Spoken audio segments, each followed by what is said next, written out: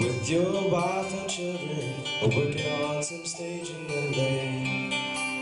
Did you stand there in shock at the sight of that black smoke rising against the blue sky? Did you shout out in fear for your neighbor, or did you just sit down and cry?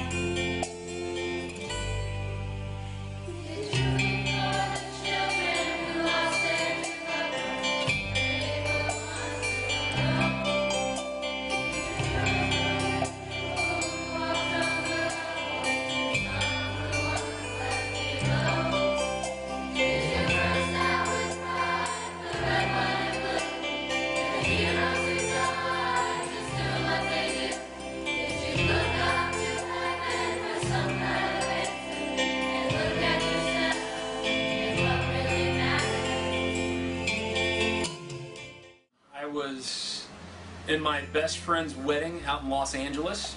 It was over a long weekend, and I'd taken a couple of days off of school to be in the wedding. And I was scheduled to fly out of Los Angeles at 6 o'clock in the morning.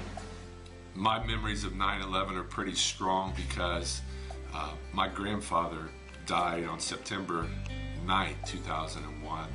And on September 11th, that morning, I was actually off on a personal day to drive to Kentucky for my grandpa's funeral. And I remember very, very vividly, my brother came running in and said, "Get up, get up, get up. Somebody's flown a plane in the World Trade Center, and I think your flight is going to be delayed." It's like, oh man, I thought like a little biplane or something had flown into the building, and then we'd be stuck there for another couple hours. And I got up. So we were driving down the road, and I remember driving past Lakota East High School, which was my old high school where I worked before I came here to Madison. And about the time in the morning that the first tower got hit, I was in the car driving, had about a 4-hour drive ahead of us, and it was all coming over on the radio. And at first they thought maybe it was just a small plane. You know, they just broke in on the radio and was talking about a plane that hit the World Trade Center tower. Went back downstairs, and my mom, my dad, my wife, my brother, his wife, they were all just huddled around the TV. And I went down and looked, and I saw the smoke coming out of the first building, and that's when the second one hit, and realized kind of what was going on. And I looked at my dad and I said, we're not flying back, are we?" And he's like, "I don't think so." You know, as the further south we went, things unfolded. The second tower got hit, the Pentagon got hit, and at that point, you know, it was a very scary situation. We're driving down the road. I'm not seeing any of this on the TV. I'm just hearing about it on the radio. So my imagination is really getting the best of me. One of the planes departed out of Ohio. They didn't know if there were more planes up there that were also going to be out on these suicide missions. So we're driving down the road, we're looking up in the sky, pretty terrifying, and you know, obviously with the emotion of my grandpa passing away, it's a pretty emotional trip. So we immediately jumped in the car and went to find a rental car. We had a rental car there, but we were going to try to find a rental car and drive back from Los Angeles to Cincinnati. And we got in and got the last SUV that they had and drove it back, and my mom, my dad, my wife, and myself hopped in the SUV and were on the road before the second tower even collapsed. I remember being real frustrated because that was the last that I had seen of what was going on. I hadn't heard about the Pentagon yet. I hadn't heard about the plane in Pennsylvania because we were driving, so I had it on the radio, and we just were listening to the radio like crazy. So we decided we're driving straight back, and we drove straight back across the entire country, 36 hours. And when I got to my grandparents' house in Kentucky, I just remember watching the footage on the television of the smoke and the towers falling, and the rescuers going up when countless people were coming out, and it was just very, very traumatic, very powerful. The thing that I'll remember the most was that as we drove, the more we drove, the further we drove, the more American flags you saw. Like, you'd see them on overpasses, we'd see random ones like in the median of the highway. Every time we'd stop for gas, we'd talk to just people that you had you never met before. You're only going to know them for a few seconds to buy gas or lunch. Just so surreal, going all the way across the country, seeing all these American flags go up, no planes in the sky. and then just talking to random people all at every stop that we did across the country, all the way straight back. It's just something that our country can never forget about, because of all the loss of life and the sacrifice, and just understand how another group of people hates our country and hates our people so much that they would just kill innocent people like that and sacrifice their own life. I mean, it's a powerful lesson that we can't forever forget, and can't afford to put our defenses down. So that's my recollection. It was also neat to see the patriotism and people, it definitely made this country stronger, not weaker. I'm a pretty patriotic guy, and when those juices get boiling and everybody else's does, it's nice to see that in the country, because I think too often we forget about patriotism and being proud of the country and all that, and it was definitely full force after 9/11.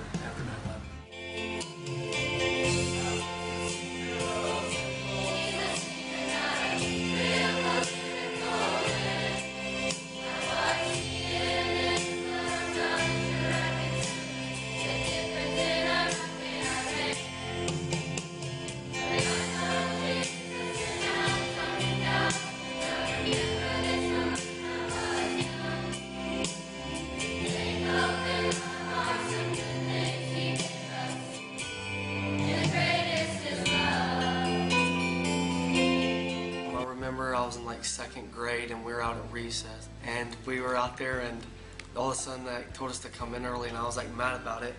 But when we came in, it was all over the news that there was a terrorist attack on the World Trade Centers and the Pentagon. And I remember like everybody like talking about it and like kind of freaking out. And I remember my parents picking me up early and taking me home, and us watching the news like forever. And I think it had to be the 2nd or 3rd week of my teaching career, and I just remember I knew something was up. I knew something had happened. We had TVs in our classrooms, but I didn't have one on. But I think I had just saw something kind of scroll across the top of my computer screen that said something major had happened. I was in 2nd grade in Miss Roberts' class at Roosevelt Elementary School, and I remember our teacher had stopped class and told us what had happened, and they had to lock down the school. And I remember she turned on the TV and we just watched it. It was crazy. I remember I was in 2nd grade, and I was in Miss Smith's class, because I went to Provost-Shawnee at the time. And the teachers did a great job of hiding what had happened. I don't know if they knew. I'm pretty sure they did, but no one in my class knew. And then I remember,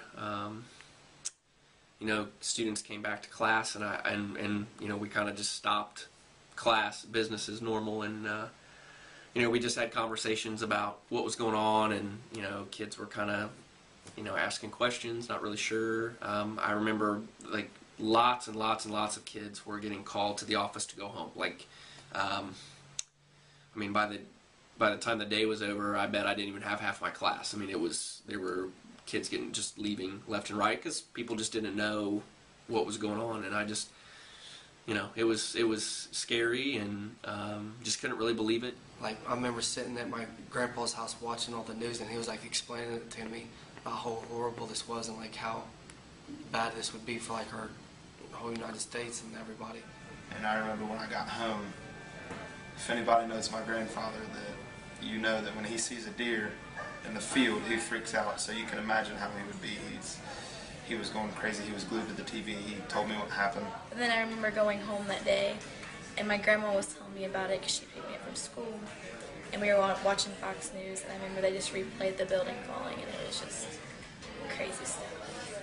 It was like huge because it was out throughout on every channel, all over, and like this was like a major thing in our past. Like, I couldn't believe it. And I remember like just sitting there, and my grandpa like explained it to me in like a smaller, simpler way so I'd understand it.